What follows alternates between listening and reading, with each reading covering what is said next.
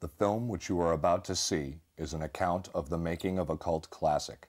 A group of young filmmakers, technicians, and actors produced a film in Austin in 1973, which would depict the mad and the macabre as it had never been seen before in a motion picture.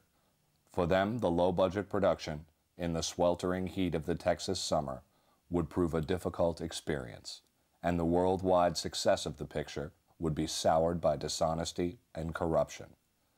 But the events of that summer shoot would change the face of the horror film and lead to the production of one of the most bizarre films in the annals of American cinema history, the Texas Chainsaw Massacre. Shooting Texas Chainsaw Massacre was like a really grueling, fun, but very chaotic experience of filmmaking. When I got through, I didn't care if I never worked on another picture. People were puking, you know, on that set continuously. Cuts and thorns and weeds and dirt and rocks and bugs and getting hurt. To this day, I've never met anybody who's blasé about the film. They either love it or they hate it, or they've loved it or they've hated it for years. Everything is incited to attack the audience. And that is something that we don't find in horror anymore. Everybody like wants to shake your hand or meet you halfway and then like try and scare you by hiding behind a door. No, this thing was coming out in fucking clown paint, blood spattered, with homicide on its brain.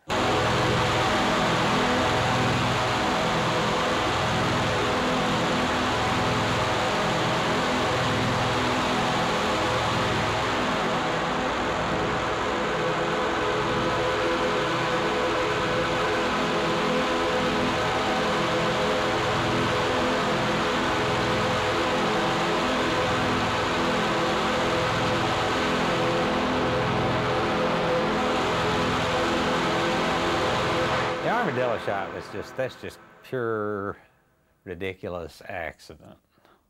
The original script called for there to be a run-over dog in the road. It was a shot of this run-over dead dog and come up to the van going by. The script started with, you know, a shot of the sun, and then the sun was to dissolve into the glazed portion of a dead dog's eye. And the camera starts moving back out of that. Then you see the van pull up in the background. But they got out to shoot that, and God had given them the most wonderful gift in the world. There was this dead horse by the side of the road. This never happens. You never see a dead horse lying by the side of the road. This was the perfect thing.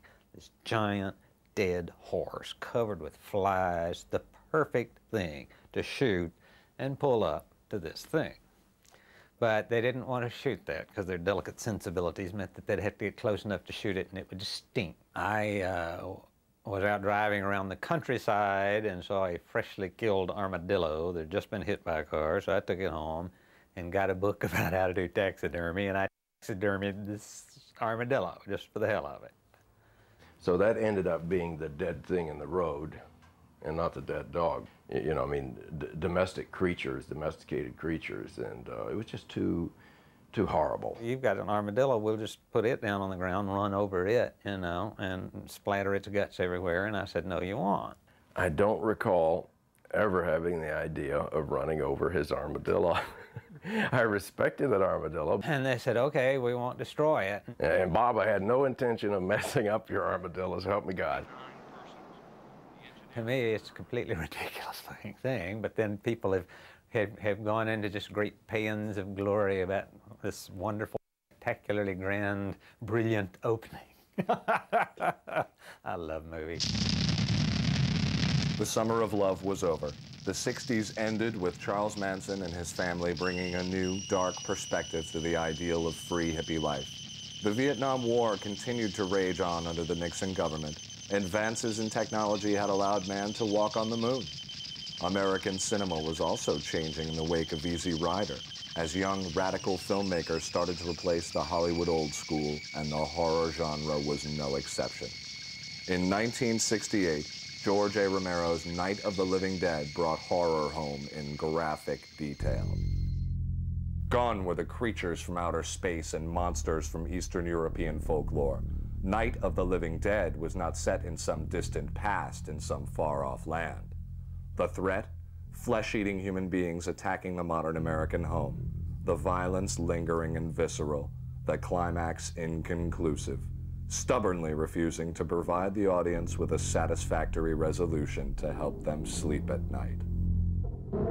Night of the Living Dead was an enormous success on the drive-in and midnight movie circuits, and set a precedent for the genre from which there was no turning back. The emphasis now was on the contemporary attack on the American dream.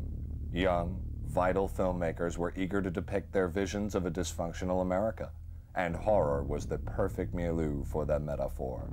Drive-in screens across the U.S. were flooded with this new wave in low-budget horror cinema.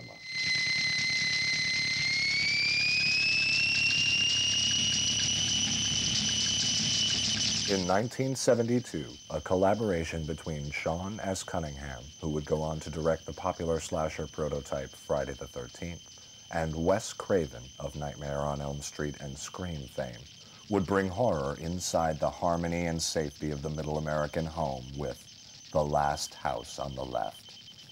In this case, the violence was arguably as hardcore as had ever been depicted in cinema.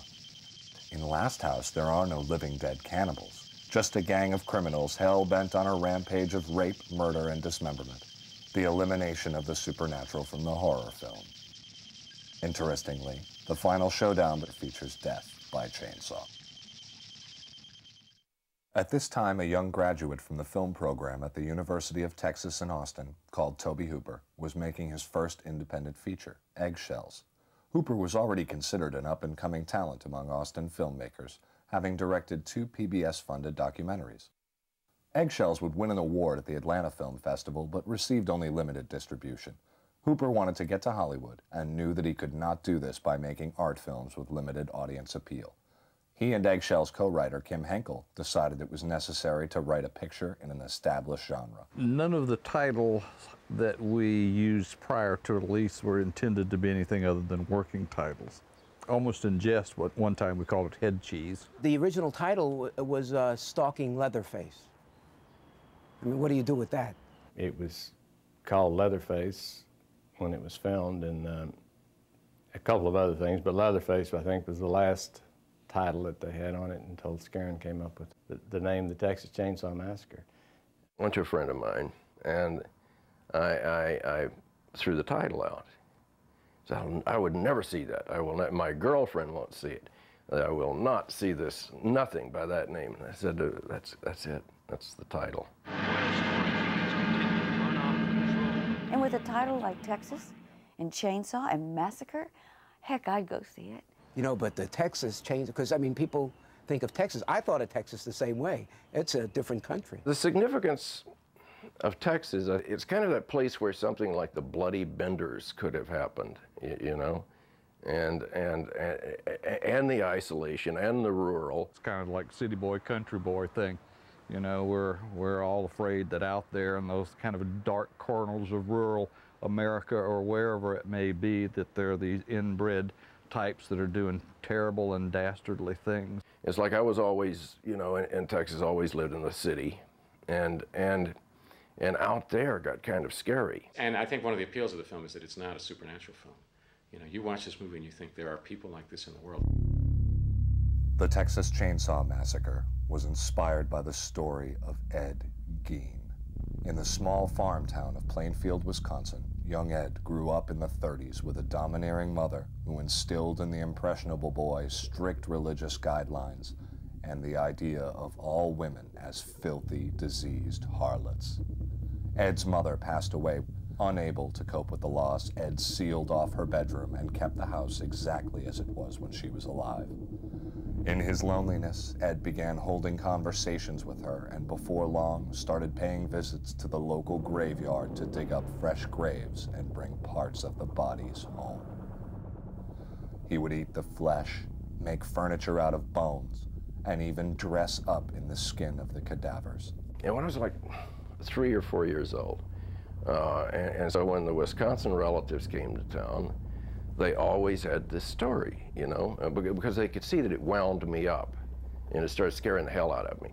And so they would tell this story about the guy that makes the covered his furniture with human skin lampshades.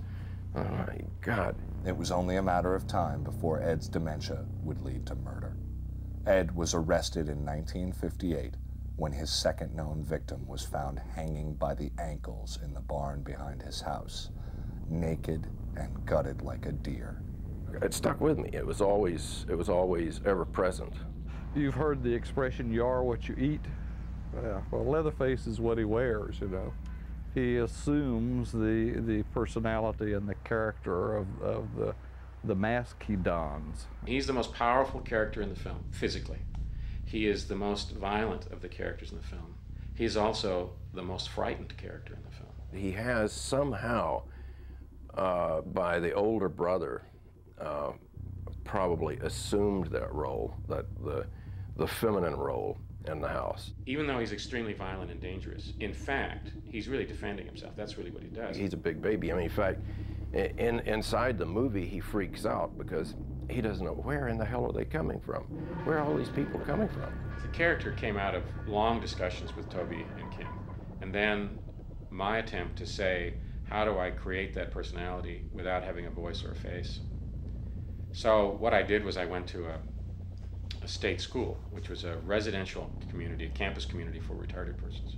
And I just spent these 2 days on the campus walking around, watching the way people moved. After 2 days, I walked across campus, and I felt that no one could tell whether I was a patient there or just an interloper. The main thing that strikes me is you've got this farmhouse, and you've got 3 generations living there, and they're all guys. Aren't there any women?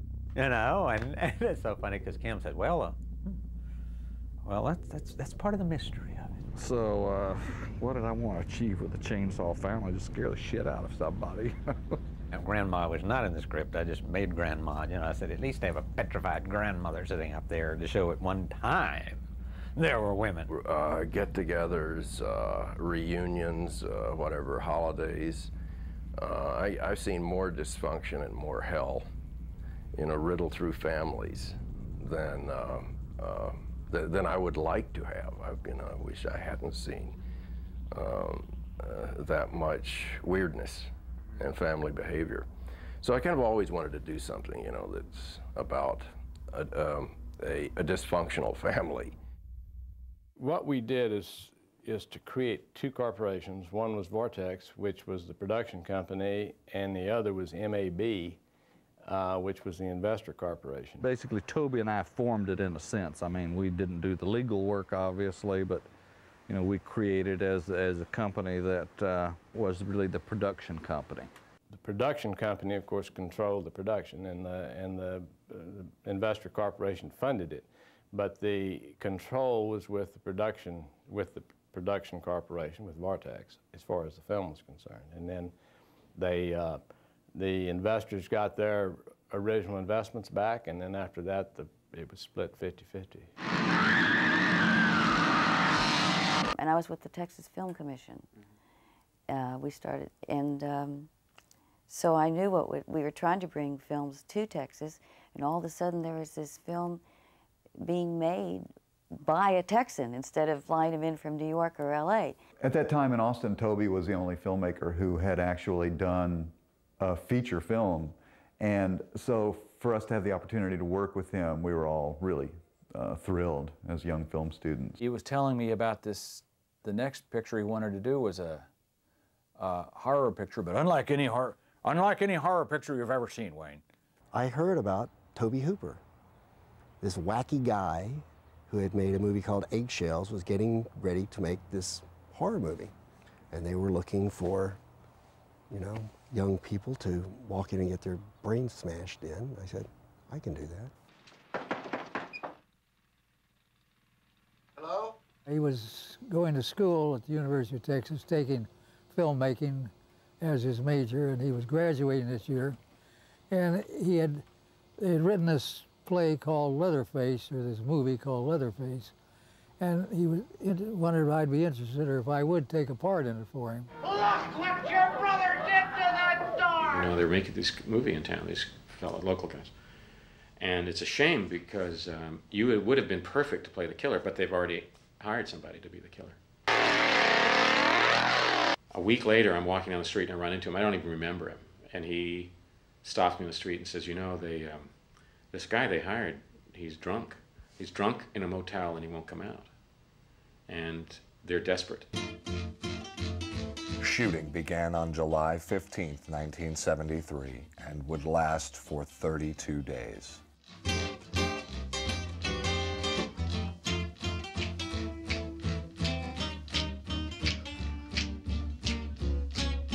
The shooting schedule was desperate. Oh, it was murderous, you know. It was hot as the middle of August. 7 days a week, 12 to 16 hours a day. It was an extremely difficult shoot in the sense that it was extremely hot. And we were extremely low budget. Everything's extreme on the shoot. At the time, I had just gotten a Ford Econoline van because I wanted something to kind of carry my equipment around in. And we had high hopes of making a lot of movies in Austin. And Toby needed a van for the kids to be traveling in. And so we made sort of a deal. I was sound man. My van was there every day, so you could rent my van. And so they used my van for the production. Spend most every day in the sidewalk cafe, drinking coffee. Inside a van on a road in Texas is not a pleasant place to be at almost any time. It's in the middle of August, it's hot. It was so hot that, I mean, you could only shoot for a matter of a few minutes. It was cramped because you got a sound guy, you got a fellow with a camera that's trying to get out of the way and trying to get the best shots. And it was fun to see Toby get cramped up and upside down and every which way inside that van. I think we got along pretty good. We had our trying days, but I mean, we got along pretty well. The unit that's in the van obviously are friends, and these were people that were brought together, and I'm not sure if any of them knew one another, so I had them spend a lot of time together. And even within the group in the van, it was funny because Paul was like the outsider. Intentionally, I mean, in the van he was, but then also just as we hung out too, Paul was kind of like, you know, ostracized, send him over there, you know. Unfortunately, Franklin was such a whiny bastard that I was afraid if I ever took him off, that I couldn't get him back. And so I kept him on. And so it was easy for me to go, God, I don't want to be near that son of a bitch. And you can't blame him either. He really was Franklin, because Paul Partain is really a nice guy. The guy I met named Franklin was easy to act with because you really didn't have to do much acting. Sally, what now? It was very easy to imagine that, okay, if this is the kind of treatment that Franklin would get and the kind of treatment Franklin would deserve, because, you know, he's just who wants to be around that shit all day? Come on, Franklin. It's going to be a fun trip. Yes, it was real effective. We were ready to kill each other. There wasn't like a bad egg in the group, you know. Some shoots we've all worked on, and there'll be one jerk or one problem person, but except for Bob yelling at us all the time, "Don't touch that chair! Get off of that stool!"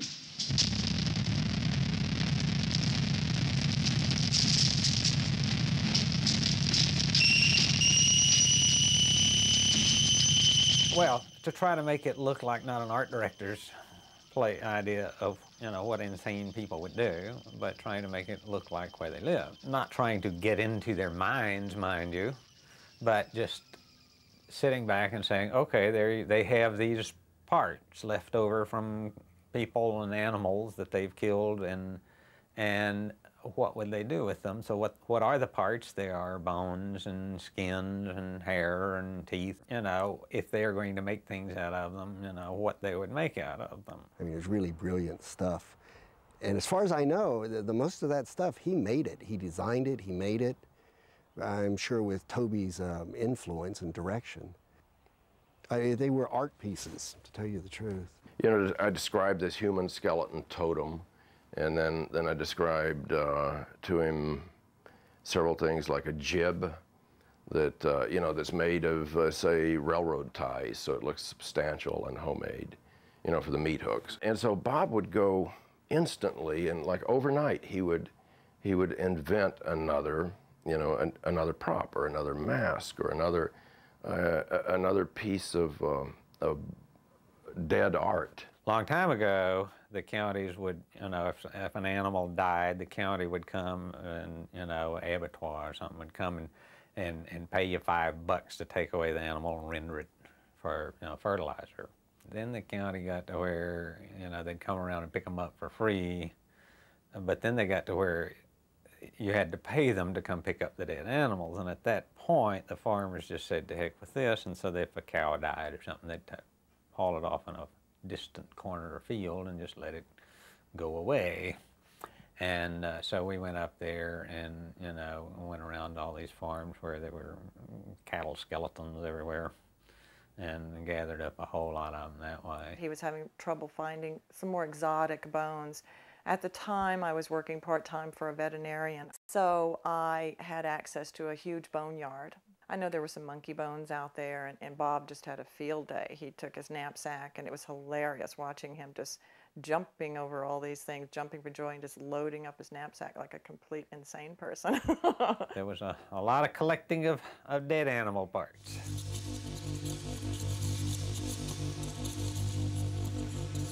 We dragged all that stuff in there, and it was just a nice old country kitchen. The old house is a very nice house, and went in and decked it out. It was just like the family should live there. And so already when you walk in and you saw this, you felt uncomfortable, itchy. You didn't want to touch anything. At the time, I don't think we really appreciated it as much as I do now, especially since I am decorating sets. I just think it was another character in the movie, and it would not have been the same movie without all of his work. I worked a long time doing experimentations of material to try to make something that might look like human skin that was peeled off and dried. And like the leather faces, we took molds of people's faces, and I came up with this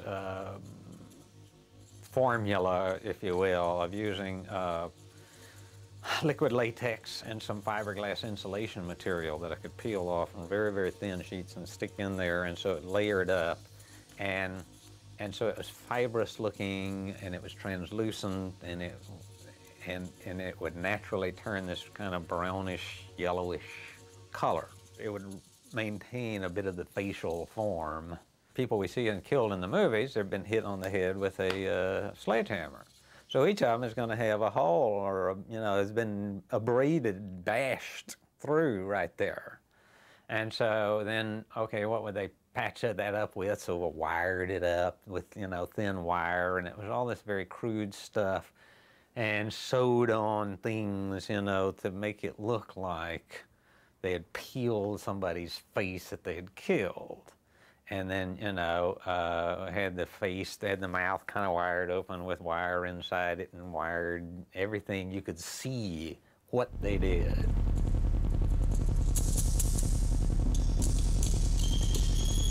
In cinema, at least at that time, you know, a death scene was portrayed as someone fires a gun and someone would fall over. At one time, I'd wanted to be either a doctor, a mad scientist, or a magician. And so, yeah, I knew that it's not easy to kill somebody. Gunnar, in my memory, was this big teddy bear kind of a guy. Large guy, but sweet as sweet could be. And I remember every time he hit me, one time he slipped and like he really hit me with the hammer, and was just like very upset about, you know, the fact that he had hurt me. A blow to the skull with a heavy hammer would send bone fragments first down into the brain, which would cause involuntary spasms. Because also he was picking me up at the end and then throwing me over and then slamming the door. And I remember after every take, he would come, "Are you okay?" Then you get the imagery of Slaughterhouse when Leatherface drags him up that little ramp, like you know, this is the little mock slaughterhouse, and he closes this leather door. You think you've seen the slaughter. I'm very, very pleased with it. You come out of this thing thinking you've seen a bloodbath, and you've seen very little blood. And I take credit for a whole lot of that, because when the girl gets hung on the meat hook, Toby told me originally that he wanted the meat hook to come out the front and blood spurting. So if you do that, people are going to try to figure out how you did the effect. I put in a lot of telephone calls to the MPAA asking their advice. You know, how do I get an R rating? No, actually I said, how do I get a PG rating and hang someone on a meat hook? And I talked him into, you know, it will be much, much stronger with no blood at all. And that scene has not one drop of blood in it. I knew how they were doing it at the time, and it still just scared the piss out of me, to tell you the truth. I had to come up with something that would fit under this very skimpy costume that had the strength to hold her up. I also had to design it with a woman's anatomy in mind, because she was basically, all the weight would be on her crotch. I had nothing to do with that. I washed my hands of all that completely. They were pissed off at me at the time, but I said, I'm not going to do something like that. Bob made for me, I talked about him, and he made for me like a little saddle, almost like a chastity belt looking thing, of which I stacked tons of sanitary napkins in for padding for her. Then I came up with the idea to use nude stockings. I crisscrossed them across her body in the front and in the back. And then what was great, which I hadn't planned on, it worked really well, is there was just that little bit of a jerk. She won't talk about it, and I won't talk about it. She was a great sport about it. And I think the longest we could hang her was about a minute. I had a 2-year-old daughter at the time, and she would come out with my wife when she brought the food, and she would just kind of play around the set and go into people's trailers. But on one particular day, the day when the kids are hung on the meat hooks and Leatherface is cutting off the head of the boyfriend, lunch came just at that moment as we started rolling camera. And my daughter came running in to say hello to everybody just as Leatherface was coming down with his chainsaw. And she screamed to high heaven and went running out of that house and down the road and was like trying to get away. No one had seen this kind of thing. People didn't know how to react. They didn't want the victims, they didn't want the actors to see me, because they wanted them to be genuinely frightened when they get killed. I had set myself up, you know, where I was going. I had myself blindfolded, and I had them lead me into the room and just kind of block it out without me even seeing what Gunnar looked like in the mask. The shot was simply, I was going to come running into the room and screaming at him. I was going to raise the hammer. He screams in terror, and I hit him and kill him with the hammer. To make it look realistic, there was a fellow actually on the floor behind him who had his hand in the back of his belt, so that as I swung the hammer, because my hammer obviously wasn't going to hit him, as I swung the hammer, he was going to jerk Alan to the floor. I worked myself up. I was getting really into it, blah, blah, blah, and they do the action camera rolling. I come roaring in. Alan turns. There's this beautiful look of horror in his face. I start screaming, giving it a blood-curdling scream. He rips loose of the belt guy and dives out the door, ruining the shot. He was so frightened he couldn't do the take. Sally, I hear something. Stop. Stop. When Leatherface comes out of the bushes, that's still the scariest moment in the movie for me. So when I saw him in his rig, it was a total surprise. I can't help it. I'm thinking, you're in it, stupid. But no, it's still, you know, it's still scary. Dottie Pearl was on the left side right here. Toby was on the right. Camera was shooting over my shoulder. Gunnar, of course, coming in. We had red Cairo syrup in our mouth. That was the fake blood. All three of us had a mouthful of it. And every time Gunnar would come in and make a pass, we'd all spit. And it gave me a chance to take another giant sip of the blood while they were pulling the chainsaw back, and every time they would hit, I would spew this blood again. We were squirting to get, you know, to see in the flashlight, you know, hopefully to see some spray go. and some, you know, you don't see the wounds happening, you see the after effect of it. But yeah, we were either spitting it or flinging it or something, I don't know. And we just kept doing it until we were all out of spit. And it worked great because it looked like, you know, it was hitting, of course, a main artery. There were a lot of people like getting hurt and like, I don't know if it's so much the subject matter, or I guess so, but there was always seemed like there was that edge, you know, that if you weren't careful, you were going to get hurt. And people did. I know Marilyn did. Those black eyes and everything were real. I had to remember where I was in the picture to see if I needed makeup to remove them. Started out trying to beat her to give me this stick, or, you know, that broom handle in there. It was a real broom handle. It was wood. Poor Jim. We shot that all night long, and hour after hour we were doing all this takes, and he was trying to pull the punches, and Toby would tell him, it looks like you're pulling the punches. And I had to hold back, and you can't, don't hold back, it looks fake. We'd give you a rubber one to hit her with, that looks fake too. Take after take, it's getting later and later. Finally we did it so much, and Marilyn was getting beaten up a little bit. She told me, she said, Jim, come on, let's get it over with. About the 8th time, I finally was catching on to it, and I really lacing it to her, and they said it was a take, you know. Boy, old Marilyn, she was keeled over. One shot where I'm in the chair with the arms, they needed a gag, and they said, somebody get a rag or something. So somebody found something on the floor somewhere and got this gross, filthy rag that had been gosh knows where. And that looks good. Oh, put it in her mouth. This is a gritty, nasty, disgusting that we're going to have to use again and again. No one thought about getting a clean one. And there was one time where Ed Neal's groping at me, and I'm like this. And so I'm in this chair, and my feet and hands are tied, and the camera's right there. And I'm going, getting away from Ed Neal, right? So I get so far away from Ed Neal, I go down. And there I am tied to the armchair with my feet tied. And the first thing the cameraman said is, she went out of the shot. And then they just said, well, let's do such and such. And I'm sitting there on the floor with the gag in my mouth, still, you know, somebody, get the girl.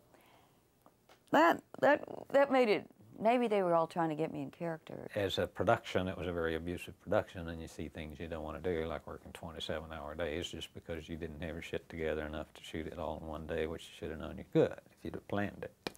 The most grueling night of the shoot was the dinner scene that proved to be like a 27-hour shooting day. 26 hours. It was like a 27-hour shoot or something like that.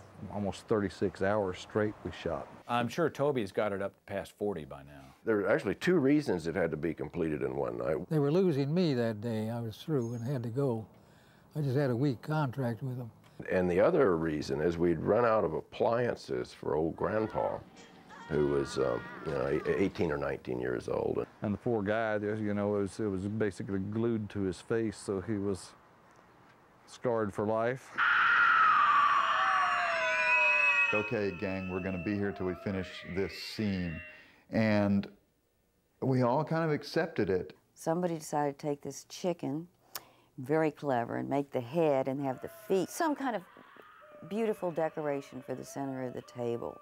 What they didn't think about was after day, and under the lights, and in a house that's totally has big black curtains over the windows to make sure no light was coming in at any time, whether we were shooting day or night, though we just kept going. That chicken started to rot. We were shooting this in Texas in the summer. It was 95, 100, 105 degrees every day. And the dinner scene, though it takes place at night, was shot during the day. So we covered up all the windows, or they covered up the windows, and then we had all this light in there. So that room was probably 120 degrees. I mean, I think that's a conservative estimate of the temperature in that dining room. Boy, was it hot, and the meat got rotten in a hurry, and we're all in there. I never did get ill physically, where a lot of people did. They run outside, come back in. There was a moment during the film during the dinner scene, when I went out and threw up. The stench on that set was kind of a combination of Gunner's perspiration, because he was in that get up for so long that he was just drenched in sweat. I was the smelliest element of the set. I mean, it's embarrassing to admit, but the problem was they had one costume for me. They had no money. They had one costume for me. They didn't dare have it cleaned because they were afraid it would be lost or the color would change. So I wore the same clothes 12 to 16 hours a day for a month. And we all really stank. That's one thing I remember a lot is the body odor. I think we all got pretty ripe. One lamp in the room was made out of a skeleton. The light bulb got close to the bones and started the damn skeleton on fire, and smelling old bones is bad too. I was in the worst position on that 26-hour shoot. That was the big dinner scene. Because as the boom man, I was up highest, and heat rises, and so do all the smells. What I remember of that shoot was just Marilyn screaming in my headphones for hour after hour after hour after hour. At that point, there had been a number of unfortunate instances with dead dogs. As set pieces, they had made an attempt to put dead animals around the room. A veterinarian that I knew worked at the local animal shelter. He wanted these sitting around the house and dogs and cats and things like this. Well, I was going out finding stuffed animals all over the place, but we were not finding stuffed domestic dogs and cats. They had a lot of dead animals, carcasses that they would burn, or I know, would go out to the pile of bones or whatever, pretty much every week. And so I was able to get some animals that had been killed. I got this wonderful idea to embalm some. I was injecting all of them with some formaldehyde just to keep them from you know, stinking us out of the place and turning into maggots. It was getting kind of grim, but then when Dottie had a dog in her little lap, and it was going to inject formaldehyde in the hind leg. Oh, this is terrible stuff. And she injected it, and it went through the leg and into her leg, and she shot herself with a little pop of formaldehyde. I just almost became hysterical that I was going to suddenly, you know, stiffen up, harden up, and I had embalmed myself. And then she said, "This is not happening." I said, "No." They started stinking to high heaven, and then they tried cremating them. Poured gasoline all over it, you know, and ignited this. And I guess thinking that it would make it disappear. And it's a little more complicated than that. I mean, because there's like a couple 100 pounds that had to just kind of disappear. They wouldn't light, and so there was like this smoking dead dog aroma coming into the house in addition to all the head cheese and the dead chicken parts. It was a horrific night. And but it just went on and on and on. Tempers were getting frayed and all that, but we got through it. We really did. It's really a lot of fun when you think back on it. It was rough, but we got it. The window, this was what's so crazy. Toby said, "Marilyn, we don't want you to jump through the sugar glass." I said, "Why?" No, I guess I was so close to finishing, I didn't want her to get hurt. So Mary makes a jump of about a foot on the ground, and then they get me. And they put the scaffolding thing up here where I'm 6 feet above the ground. And then Marilyn did drop like, I don't know, 8 or 10 feet and do the landing. I would have rather jumped out the window, but I guess this was more effective. I could have done without that scene. That one scared me, just simply because I didn't want to break my ankle, which it did hurt my ankle, which is why I limp at the end of the picture. Toby and Kim, who were babying this project from the very beginning, but every day they would sit and discuss for hours what they were going to shoot and minor script revisions, so that we would sit there and wait for them to make their decisions before we could ever begin shooting any day. And so ultimately, the production kind of slipped further and further behind. The final day of shooting, I took off those pants that just stood up to greet me every morning, threw them down, and I thought, I'm finished. That's the end. That's over. Never again will I have to come and put on this horrible clothes. I can get my hair back in condition. I get my skin back. I mean, I was going to have to rebuild everything. I was a mess. Poor Marilyn Burns at the end of the show, you know, where I just literally took buckets and poured over her. I think it actually stained her blonde hair after a while. There was so much blood. She had pink hair. And so I need a couple of more shots. I need the hysterical shot of her as she's being taken away from Leatherface. And they called me that night, and they said, Marilyn, something happened. We didn't get it. I said, you didn't get what? We didn't get it. We got to reshoot this. So when I was crazy at the end of the movie, laughing hysterically, that was not acting. That was me having to go back and do this one more time.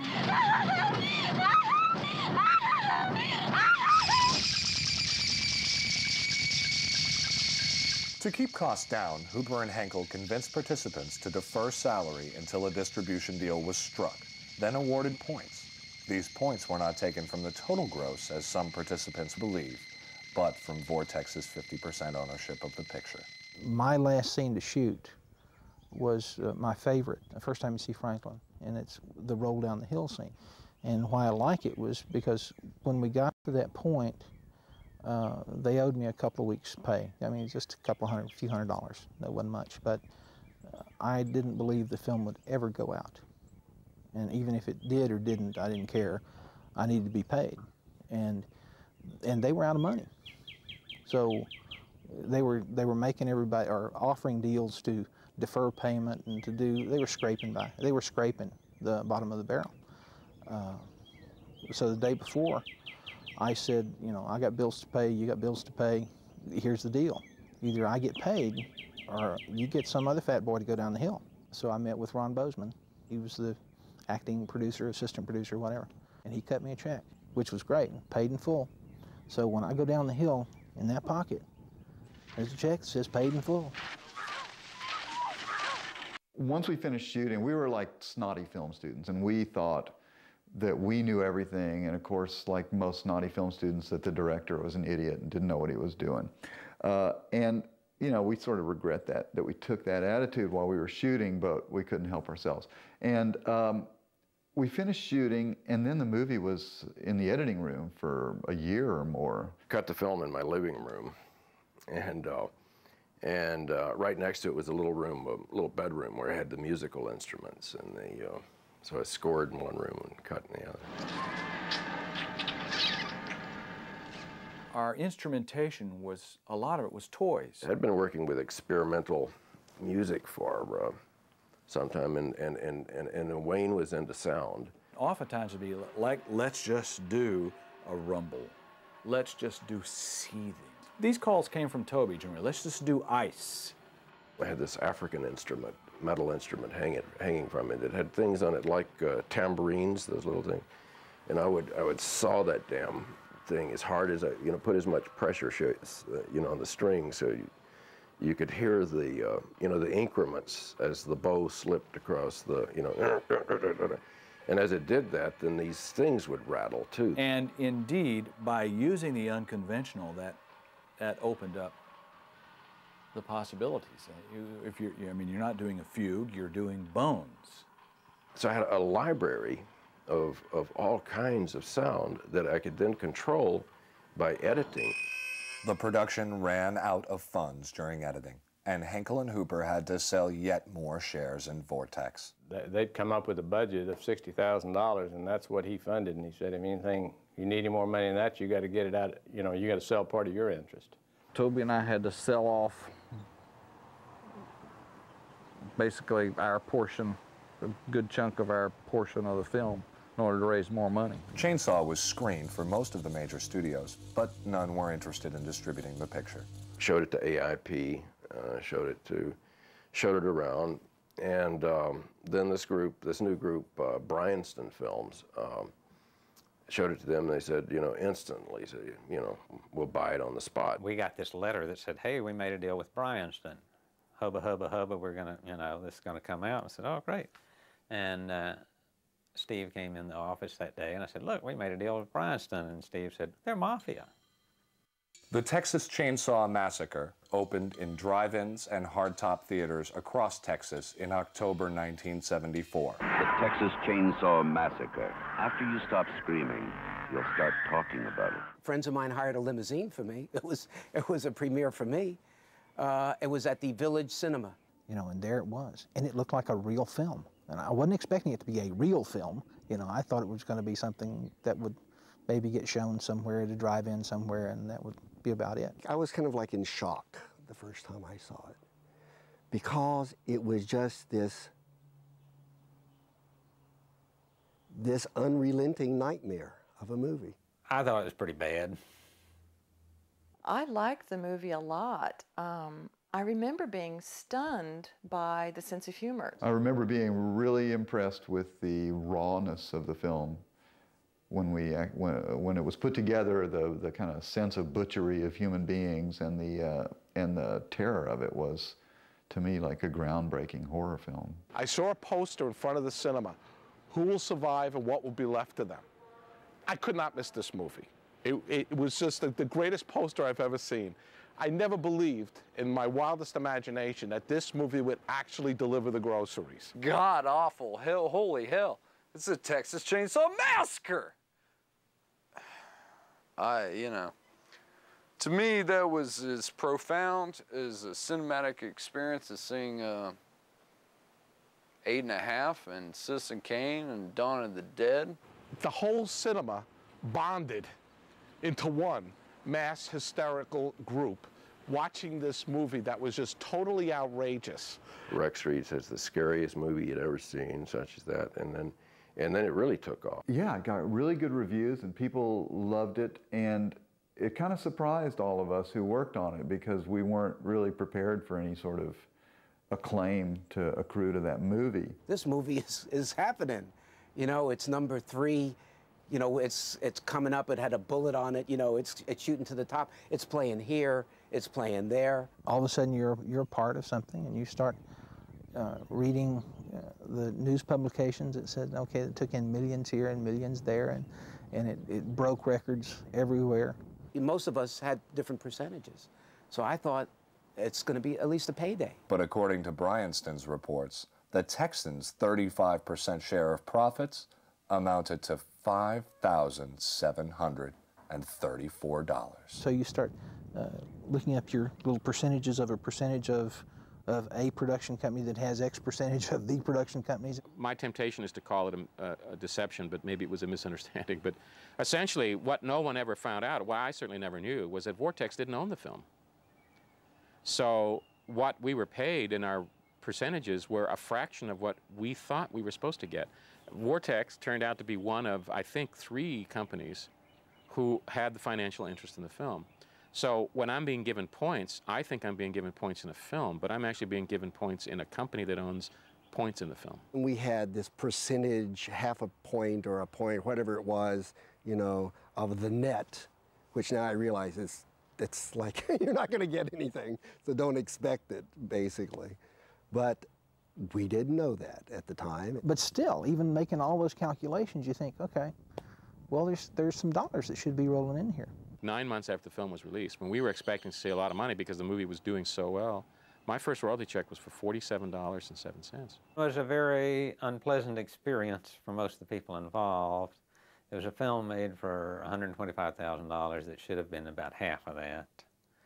And it was a film that made, we don't know how much, but at least $100 million, and we saw pittance out of it because for one reason or another, we got ripped off. I had never intended to get rich from this movie. I was stunned that anything ever came at all. You know, I was on my own. I didn't have a lot of financial commitments, so I wasn't in debt. But I know some of the other guys really struggled because they had bills, they had families, and they knew the movie was making a lot of money, and they had counted on that money. I'm making, you know, have a chance to get a few shekels, you know, out of this movie, and have life a little bit easier for myself, my son, not to be. See, that's where the massacre is after the movie. My feeling was it had launched my career, and that was enough for me. I was the only person involved in the production of the picture that took action against the producers of the picture for, you know, the way we were treated. Kim Hinkle and Bill Parsley and Warren Scarron and I went to New York. And then Warren and I went down to Bryanston's office to talk to Lou. I've called him Lou Piranha so long that I can't really ever remember his real name. Basically, they made a deal with a known mafia company, and they couldn't figure out why they got ripped off, and said, think about it. Made a deal with a guy named Butchie Piranha. What do you think? And we walked into his office, and he was seated there with a couple of big henchmen on either side of him, just like in the movies. I told him we'd come to audit the books and we wanted to see him, and he said, well, they weren't available. And I said, well, you're either going to have to let me see those books, or, you know, I'm going to have to sue you. And he just looked me straight in the eye and said, you don't have enough balls to sue me. And well, he's half right. I came back here and sued him. But by the time the Texans sued Bryanston in May 1976, the company was apparently broke. Instead of forcing Bryanston into bankruptcy, the Texans settled for an out-of-court payment in February 1977 of $400,000 for their share of profits and to relinquish control of the movie.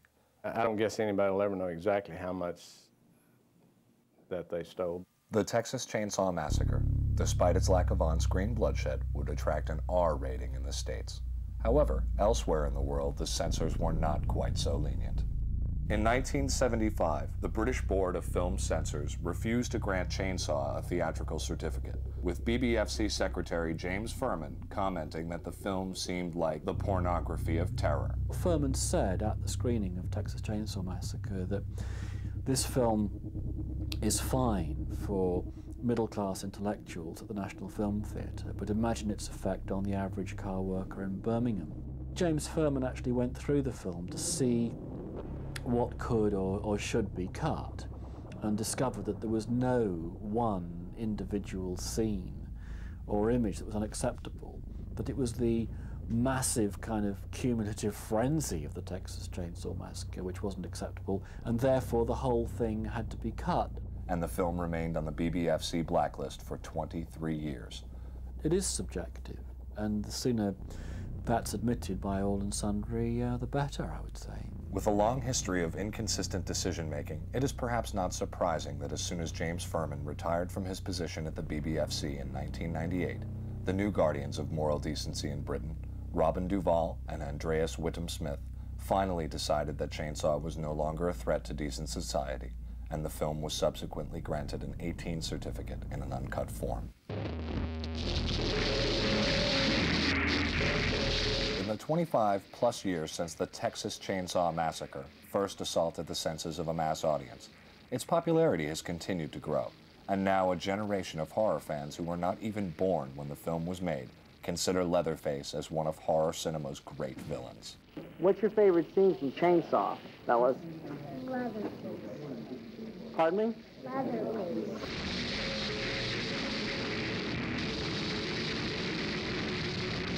So I figured it was the cameraman's job and Toby's job to avoid me. So I was actually swinging the saw. And I thought it was like my one moment in this movie where I'm going to try to kill Toby Hooper. What are you doing? It's a not camera.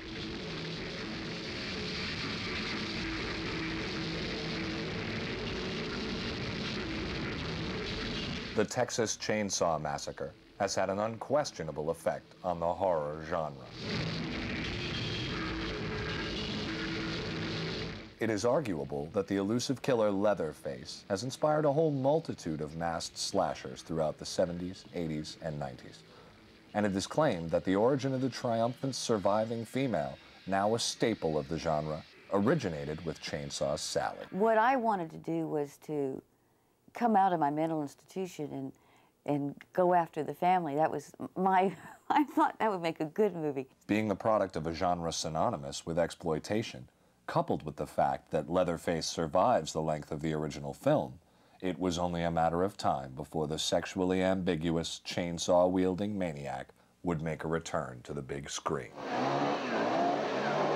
I brooded for years that no one appreciated or saw the humor or the comedy in Chainsaw 1, and that's true. It took like 8 years. It was so damn shocking. The Texas Chainsaw Massacre Part 2 was a big-budget Hollywood production starring Dennis Hopper, arriving almost 10 years after the original. The emphasis was on black comedy, but this didn't stop Hooper from pulling out all the stops as far as gore was concerned. And we want you to be in it. Can you be in it? And he said, we're going to start it next, whenever it was. I said, yeah, fine, heavens, yeah. And why they only got me back, I don't know. They asked me to be in if I was interested in being in the film, and I was. The problem was what they were offering me for pay. They offered me scale, union scale plus 10%. And I asked them why there was this 10% added, and they said, well, it was for your agent. So I said I wouldn't accept it, that I thought that that was much too little, and that I wanted them to think about what they thought I was worth to the film, and then come back with some offer that reflected that value. And a week or two later, they came back with scale. They dropped the 10%. I mean, they didn't raise the price at all. And I asked why, and the woman said, well, you don't have an agent, so you don't need the 10%. Well, I wanted to hire Ed, for the hitchhiker role, and well, I simply couldn't make a deal with the agent. I had been sent a couple of years before that this little homemade film called The Texas Chainsaw Manicure. Manicure!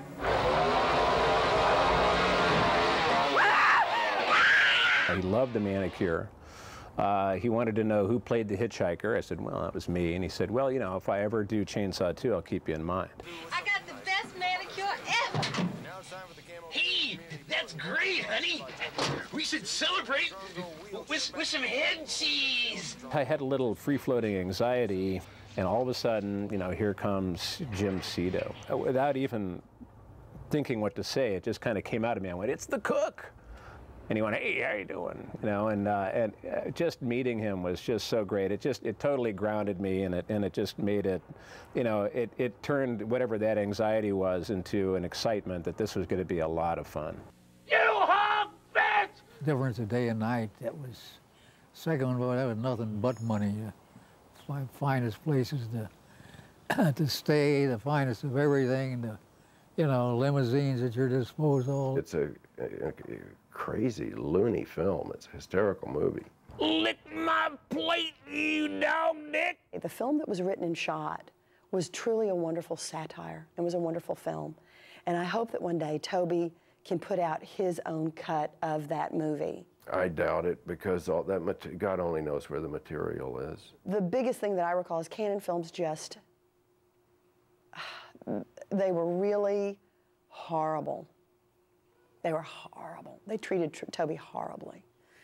And they were constantly second-guessing him, looking over his shoulder, pulling money, giving money. They were just really arbitrary about all of their decisions. We had some kind of, legacy, and we were, bound and determined to try to make it as good as #1. I think Bill Johnston had a real burden because, first of all, the Leatherface they wanted him to create clearly was not the same Leatherface in personality as the original film. The mask that Tom Savini ran in the paper the other day, it looks like an art director. You can see Tom Savini at work, rather than Leatherface made this. Two different movies, but still two pretty good movies, I thought. This was going to be a magic, wonderful revisitation. The first film, but better. The first film, the why behind the first film. A bit of the why behind the first film. And Cannon Films didn't want the why. They just wanted the first film over and over again. Well, it was not finished, for one thing. There were incomplete sequences. And they got a hold of it and cut it themselves and just fucked it up. Cannon at that time was sort of running their business out of a couple of different countries. They were based in Israel some of the time and sometimes in LA. We opened at #1, as I recall. It took a pretty steep dive after that, unfortunately. But as far as residual payments and ancillary markets and things like that, the film's never really supposedly shown a profit. And it's got too much of a cult following, I think, for that to be possible. Nobody was willing to invest the money to go, to audit their books. Look at the meat on that one! What happened to the money? Where's our money? What happened? Because the first one, the big rumor in Austin always was that there were some shady financiers behind the film, and that's where all of it went. I suppose Cannon Films now are the shady financiers behind #2. In fact, I think all things considered, it came out, you know, it came out well, regardless of if it was what I set out to do or not. Leatherface would return again in a far less lavish New Line production, in Leatherface, The Texas Chainsaw Massacre Part 3. But I basically was like probably literally the 50th choice to do this movie.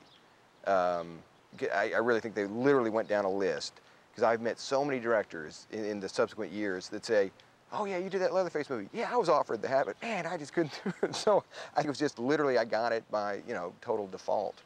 Because I know McNaughton turned it down, Peter Jackson, they literally went through a list. New Line said legally cannot speak to Tobe Hooper or Kim Henkel. Given my druthers, I would have wanted to rewrite the script, because I mean Dave Scow is a talented writer, but I just felt that there were a lot of unanswered questions, a lot of needless questions that the audience would come to ask, because like, who is this family, where do they come from? Oh gee, it's a pretty damn big coincidence that they happen to have a desiccated grandfather that they keep alive too, or don't keep alive, or whatever. My concept was, hey, let's you know, at least return to the more nasty roots and dark humor versus an overall jokey tone. First, when I got the job, I go, man, this would really make it the true sequel by you have the original Leatherface back. He talked to me about being in the film, and we looked at the script and talked about what a mess the script was. One of the main things was he needed a certain monetary commitment from New Line, and that they weren't prepared to give. And it wasn't an outrageous thing he wanted. You know, it was fine. I mean, it was very unlike the kind of indirect way that I dealt with Cannon. I mean, he said, I'll talk to the producers. He came back to me and said, we can't pay you more than scale, so I guess we can't have you. And I said, fine. I mean, it was very direct and, you know, honorable, and I had no problem with that. I mean, I was disappointed, but it just didn't work out. What happened was we had a test screening in Burbank, so we screened the movie, and it gets a better, I mean, for what, hey, look, it is what it is, but it got a better response than like Nightmare on Elm Street 5, the movie they had done previously. So we had this big powwow at the end of the evening, and they're just livid. Bob Shea and this guy Rolf Mitwig, the head of Foreign, Rolf says, oh, do you realize it'll be banned in every country? I can't sell this movie foreign. It's you know, way too bloody. It's this, it's that. It's way too offensive. It's Bob Shea at the next day comes in the editing room and goes, that's gone, that's gone, that's gone. So all this stuff got truncated. This is way before we even started submitting it to the ratings board. When we ran into all these ratings problems, we had to resubmit it to the ratings board many times to get an R. The film constantly, we were cutting the negative, because they wanted to play in theaters right away, and at that time they thought they could still make the October release date. So the negative kept getting cut, and they never did a protection negative of those effects seen. And it was a nasty movie. It was a very nasty movie. I don't want it to sound like it's a lost classic or a lost masterpiece or anything. No, it's not. The theatrical version of the movie made me look incompetent as a director. Because there were scenes where I go, man, I directed this movie, I had no fucking idea what's going on. I mean, because you can't, it was literally incoherent the way they had to cut around this stuff. And I wanted my name taken off the movie, and that's the last words I said to Mike DeLuca. And this is if you don't know, Mike DeLuca is now one of the most powerful guys in Hollywood. The last thing I said, I go, I want my name off the movie. What do you mean you want your name? I want my name off the fucking movie. I want my name off the fucking movie. And then he hangs up. And that's the last time. And they couldn't take my name off the movie because they'd already printed up Reel 1, which obviously had the credits, because Reel 1 was the only reel that didn't have any changes. Writer of the original, Kim Henkel, directed the 4th installment in the series as The Return of the Texas Chainsaw Massacre. We felt like we could kind of revive the film to bring it back to the spirit of the original. And I didn't really want to get involved as much as I wound up being involved, but finally let Bob Kuhn bully me into it. I want you to get almost in the same plane as her face. You're forward, you know, looking down here. Almost in the same plane of her face. What would you do this for? What's your minimum? So I told her, and it wasn't a lot. I mean, basically I said, I don't know if you want the number, but I said, I think, as I recall, $3,500 a week, which is less than 2 days of what I would normally charge, plus the rights to do the documentary about the making of the film, with releases signed by all actors and crew on the first day on the set. And she came back and said, no, that's too much, and the offer stands at $600 a week. If you start to feel your mask come loose or anything, let me know, okay? Well, it was happening during the scene. You know, what was I going to do? Hey, my mask's loose. Yeah.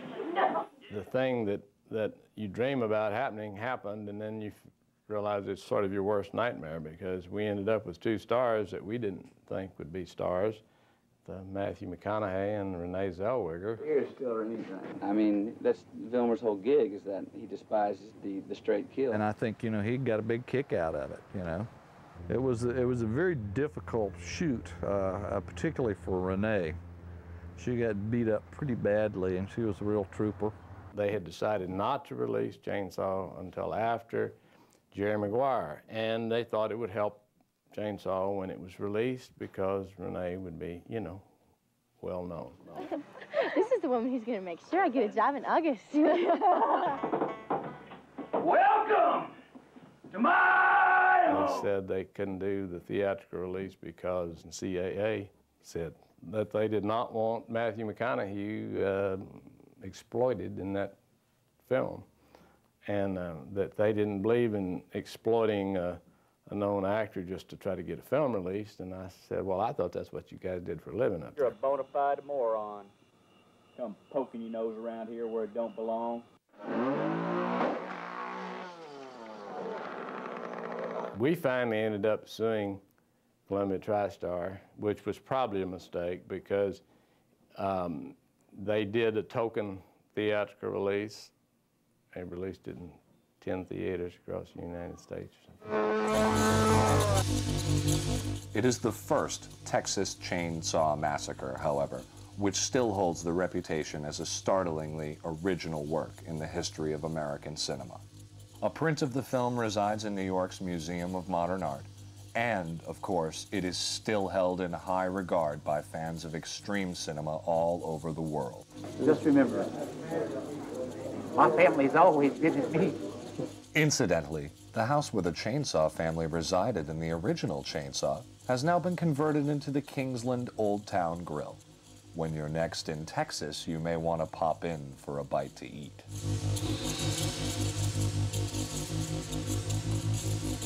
It was really a shock to see it, because it's such a beautiful building, and I don't remember it, you know, looking nice like this at all. But if you look up this way, this is the window that Marilyn ran out of. Yeah, this is the hall where I carried Terry McMinn down. We brought Terry down this way. This was the original dining room.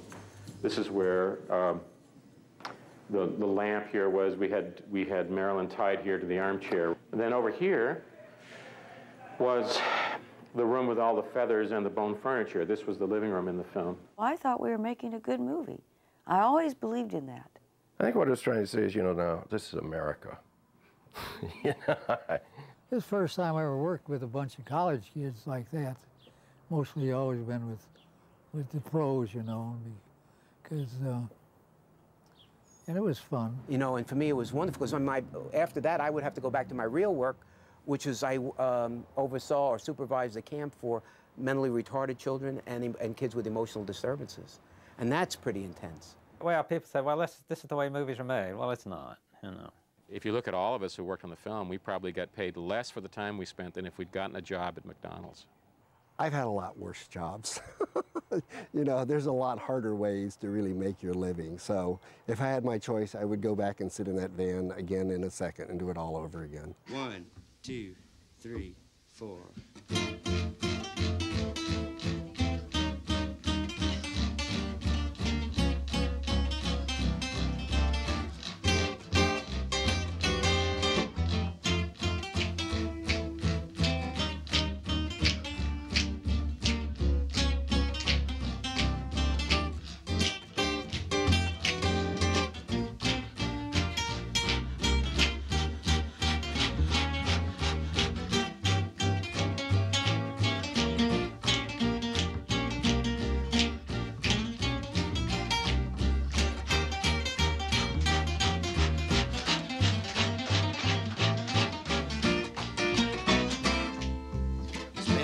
Every day in a sidewalk cafe, drinking coffee, watching women walking by. The color of their hair, not the reason that I stare, but I always was a fool for a blind. Boo-ba-boo-ba-da. Dog will hunt. Get that bitch, Leatherface, get that bitch. Dog will hunt.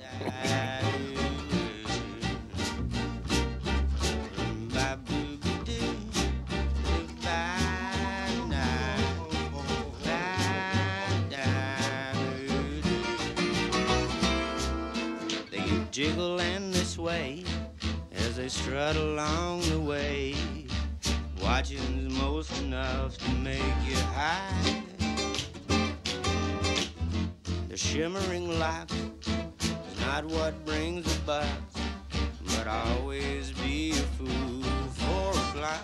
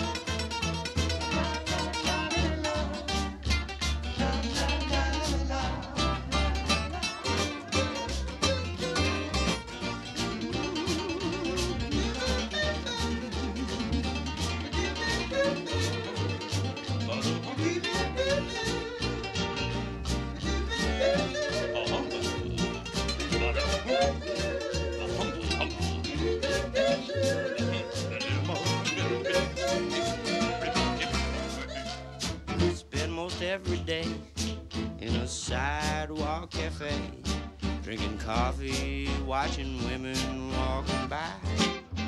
The color of their hair, not the reason that I stare, but I'll always be a fool for a blind.